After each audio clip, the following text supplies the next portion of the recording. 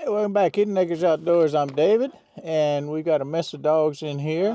What we've got going on today, we're going to do a little bit of frost seeding. I've got to go down and change out some batteries in one of the game cameras, and oh shoot, I may just take a drive down through the bottom and we'll see what we got after all this weather. How's that sound?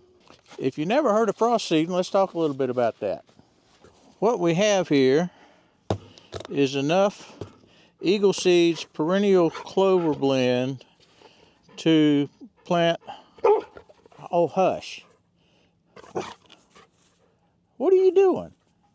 To plant 1/3 of an acre. Now, I've got bigger broadcast spreaders. I got one for the tractor. I got one that I throw over my shoulder for doing larger food plots. But for this clover, let me throw her a pine cone here. You ready? You ready? For this clover, I don't need anything that big. So let me get this dumped in here, and we're going to set this on the lowest setting. If you see, that's setting 1, and that's going to be plenty big of an opening to put these little itty bitty teeny tiny seeds out. If you've never heard of frost seeding, it's an excellent way to get a stand of clover started. What happens, if you can see how small these seeds are, I mean, these things are just teeny tiny. And what you do is you spray it out wherever you are in the time of year. When weather gets down to freezing at night, and then during the day everything thaws out, and then it freezes again the next night, it thaws out the next day. What that does is it works this seed into the ground. And this seed doesn't have to be deep. I mean, it's a very small seed, doesn't have a lot of energy in it. So all you want to do is make sure you get contact. And would you hush? And I really should have come up here and run the disc, you know, just maybe lightly a couple of passes. I'm going to shoot that dog. But I didn't have time to fool with it, and this time to go ahead and do this. So let me get busy doing that and appease this dog.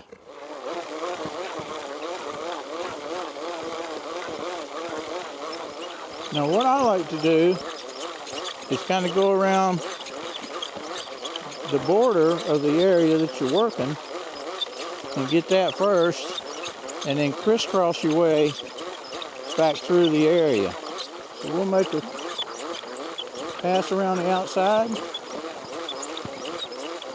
Then we'll go back in and start crisscrossing north to south and then east to west. Or east to west and then north to south. How's that?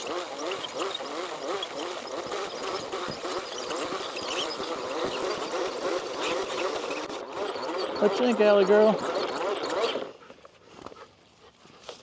That's pretty much it. Now, I know a lot of people don't sow clover because it's rather an expensive seed, but deer love it, turkeys love it, quail love it. All your wildlife, all your upland game and your deer absolutely love clover. So in my opinion, it's well worth doing it. And if you're going to do it, wherever you live, you need to do it during the thaw-free cycles. And what that does is it gives the clover roots enough time to get down far enough into the soil so that you don't kill off your clover patch in the first drought.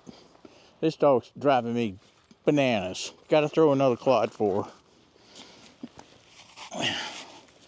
All right, knuckle brain. But as you can see, if you see the little pink looking stuff down there, all those little peppery looking splotches, that's all the clover we just put out. So we got a pretty even coverage.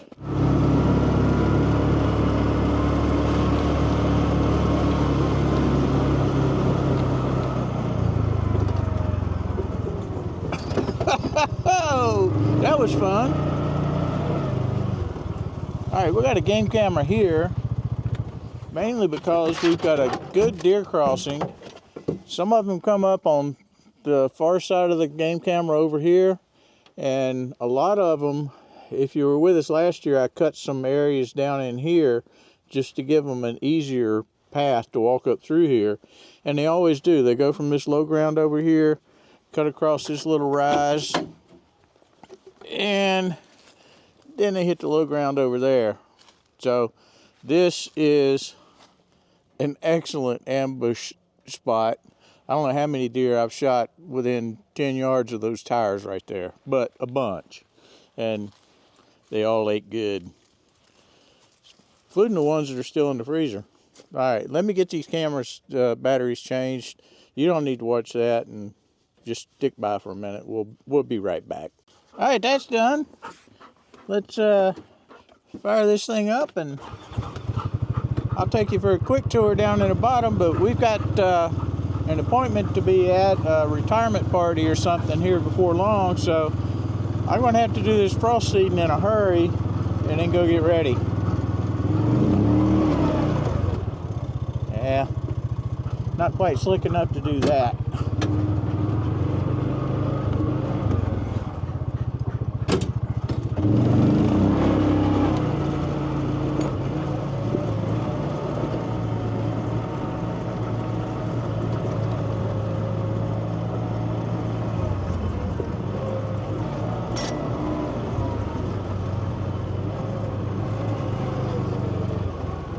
We still have a ton of work to do here. If you look up through there, there's not a whole lot of browse for the deer to eat in a summertime, but there's a lot of cover. But I need to go in and clean a lot of that out. I would love to have one of those forestry mulchers, but then again, I'd rather have that $8,000 or $10,000 in my pocket. So what I'm probably going to do is go in between a bush hog and a flail mower, just abuse some of this and see what we can make happen.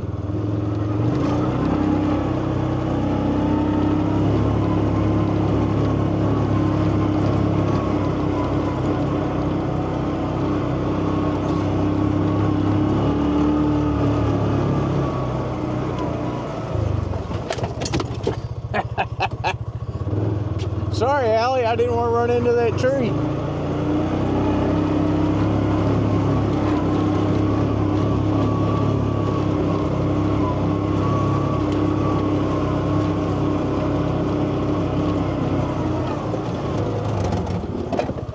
Now this field used to be a giant doe bedding area, and I think what I'm going to do with it this year is go ahead and till it up a little bit and throw maybe some cereal rye or something like that out, and give the deer just another food plot source if they don't want to go up to the top where they normally go. But they live down here a lot in these woods.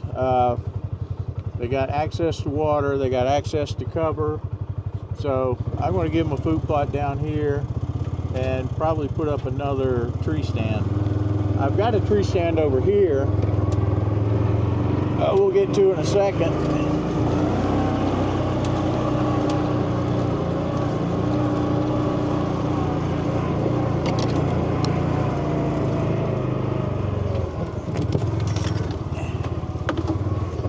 Oh, sorry about that. But I got a tree stand up there, and I've shot several deer out of it. And I'll generally put a little hidey-hole food plot out in this area. And that also works very well for putting meat in the freezer, which is what we're all about.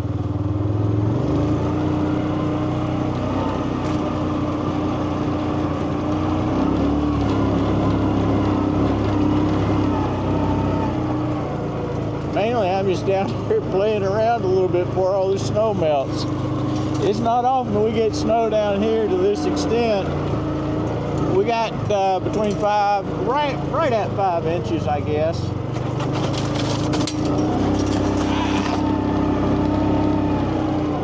So I'm taking advantage of it because the wife hates it when I do this and she's with me.